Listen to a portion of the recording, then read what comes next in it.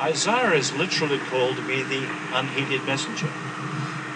And history's full of them.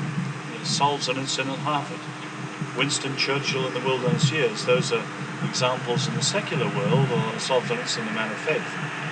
But Isaiah is warned when he begins his ministry. They will listen and listen, never get it.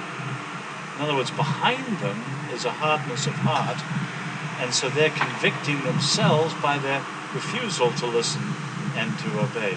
Now we've got to realize, many people are choosing against God. They're choosing to disobey, they're choosing to rebel. And we can't affect that.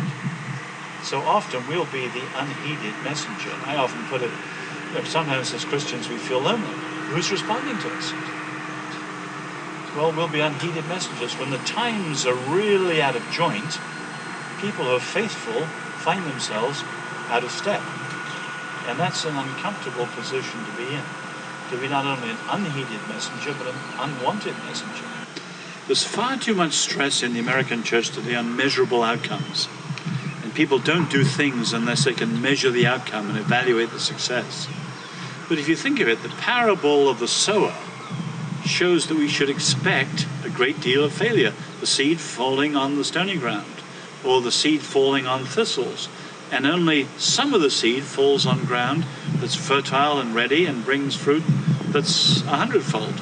And far too many Christians are unrealistic about the measurable outcomes. And so the result is many of them just pad their reports. And you have people who are missionaries and they say, well, I've talked to so many thousand people this month and I've had so many heads that led to Christ. Purely phony. We just got to be faithful in our callings, to witness, to share, to sow the seed, whatever, where we put it, knowing that some will be fruitful and much of it will be a failure.